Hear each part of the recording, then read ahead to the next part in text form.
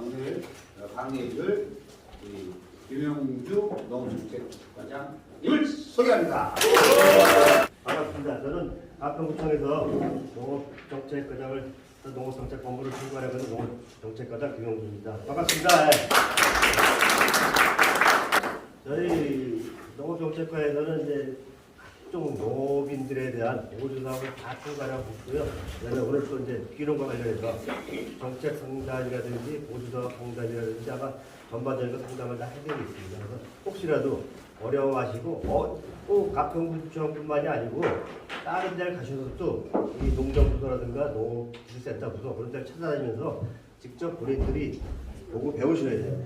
귀농구청 창업장 관련해가지고 지치, 농지 관련해서 간단한 인허가들 아니면 그다음에 이제 민박하실 분들 민박에 대한 지침, 또 가평군의 또 귀농 사례를 중심으로 설명을 드리도록 하겠습니다.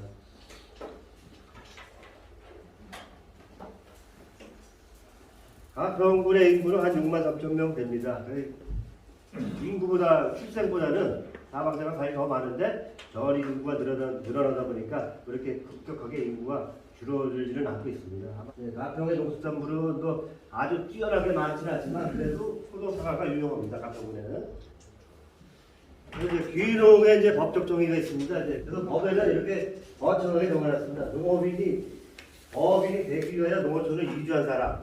말하자면 이제 여기 계신 분들이 농업을 하고자 하는 사람들, 어업을 하고자 하는 사람들이 그쪽으로 가서 그 직업에 종사하면 이제 귀농인이 되거나 귀어업인이 되거나 이제 그렇습니다. 이제 법에는 이렇게 정해놨는데 실질적으로 보면은 영농을 주목적으로 내가 이제 그 일반 사회생활, 직장생활을 하다가 사업하다가 농업을 내가 종사하기 위해서 내려오는 분들이 귀농이에요. 어느 분들은 이게 진짜 환상과 꿈을 안고 오는데 그렇지는 않아요. 내가 진짜 중요하게 아주 내가 각오를 단단히 손에 거주하는 거죠. 도시에서 생활하다가 농촌에서 거주하면서 필요한 소득 대부분을 농업 이외의 부분에서 조달하는 건데 그런 분들은 이제 연금 소득을 받거나 이자 소득을 받거나 사업 소득에서 나오는 사람들이거든요. 그러니까 이제 공기 좋은 곳에 와서 살겠다는 사람이 귀촌입니다. 귀농 귀촌 준비하기가 있습니다. 근데 단계가 뭐 7단계라고 되어 있는데 뭐 어느 곳에 가면 8단계, 단계는 많이 있습니다. 단계가 중요한 게 아니고요. 여기서 보시면은 내가 귀농을 할 때 무엇을 할 것인지 당락에서 참석해보고 이렇게 교육을 받아보고 좋습니다. 근데 가장 중요한 거는 이 가족 동의. 여성 앞으로 되어 있다니까는 이 동의가 없으면 못 팔아요. 하기를 안 맞느냐? 그건 가장 중요한 것 같아요. 마을 조직 같은 경우는 이제 뭐 도시에만 생활하는 사람들은 여러분 모를 수 있겠지만 그리고 대동계, 노인회, 분리회, 총장단회 등으로 마을마다 조금 차이가 있죠. 근데 중요한 건 마을 임원들은 뭐 이장, 반장, 노인회장 이 헐레를 받을 것도 없어요. 마을에도 한 200명 되는데 다 임원이에요. 마을 전체가. 근데 가장 중요한 거는 이제 그 마을 이장님이시겠죠. 영농회장도 같이 겸하고 있는데 이런 분들하고 같이 가까이 사귀시면 나중에 또 같이 동네 일도 참여도 하고 정보도 얻고 또 마을에서 살아가기 사실 편합니다.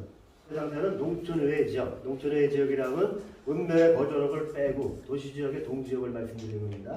그래서 그 농업에 종사하지 않은 사람들이 농업을 하기 위해서 농촌으로 이주하는 사람들 얘기합니다. 그러니까 이 사업 자금을 받기 위해서는 만 65세 이하이자로서 세대주가 신청할 수가 있는데 세대주는 간단하죠. 내가 세도인이라는 거는 얼른 가서 세대주와 세도를 바꿔버리면 되는 거예요. 중요한 거는 이 자금을 받기 위해서는 농촌의 지역에서 귀농준비는 농지원부가 농지대장을 바꿨어요. 농업경영체 등록기간이 2년 이하이다. 미리 경영체 등록을 해놓게 되면 창업자금을 받고 이런 자격 및 요건에 대해서 말씀드리겠는데요.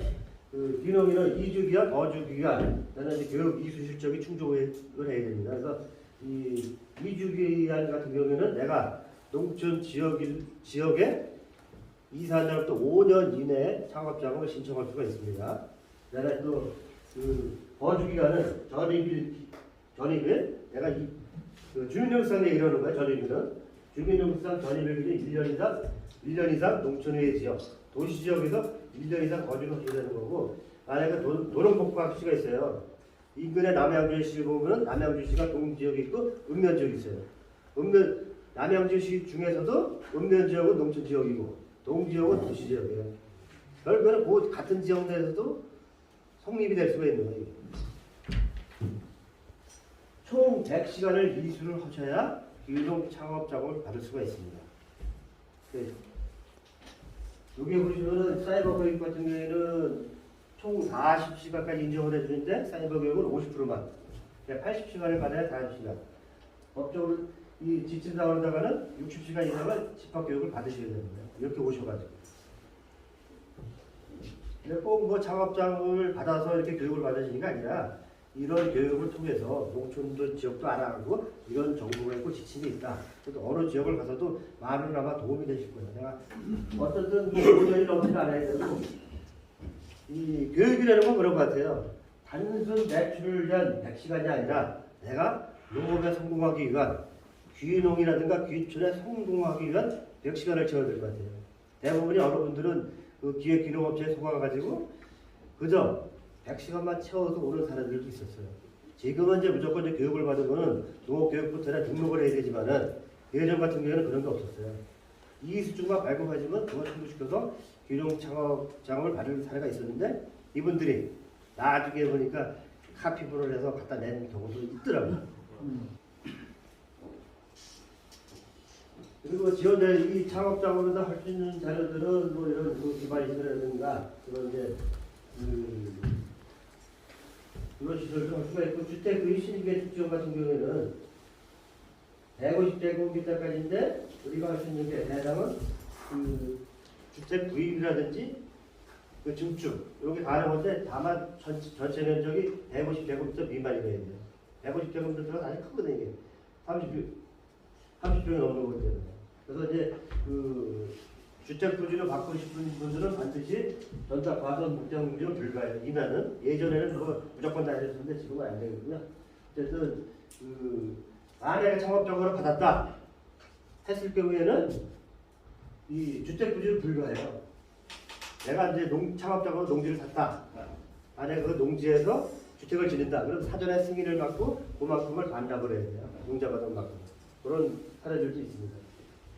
뭐 지원 제외 대상이 있는데요. 지원 제외 대상 같은 경우에는 여러 가지가 있어요. 근데 가장 중요한 건 이거예요.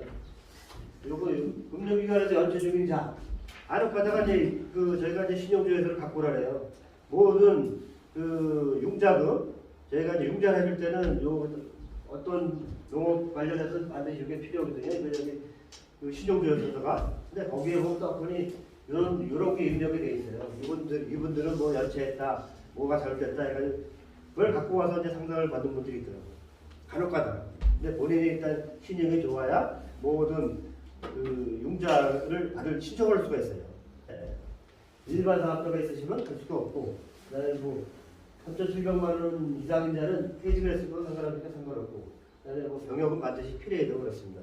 주택 같은 경우는 150제곱미터 미만. 옛날에 이제 그 결정관제를 150제곱미터 이상으로 이제 결정관제했던 기억이 있어가지고 아마 요거 면적을 만들어놨던 것 같아요. 그리고 지원 형태 같은 경우는 이제 금융력을 100%, 대출금리가 2%에서 1.5%를 금년도에 내렸어요. 다행히 조금 더 좋아졌죠. 그전에 상황 기간은 5년 거치 10년 그 상황 안 해가지고 뭐 매달 상황에서 되겠죠. 예전에 창업작업을 실행했으면 1년 이내에 반드시 농업교육제 등록을 필요해야 됩니다. 교육제 등록은 뭐 간단하게 되잖아요. 뭐 별거 없습니다. 내가 땅 사서 농사 지으면 다 등록 다 받아줍니다. 그 일반 면적으로 따지면 300평 이상, 1000제곱미터 이상의 신청을 해야 됩니다. 일반 면적으로.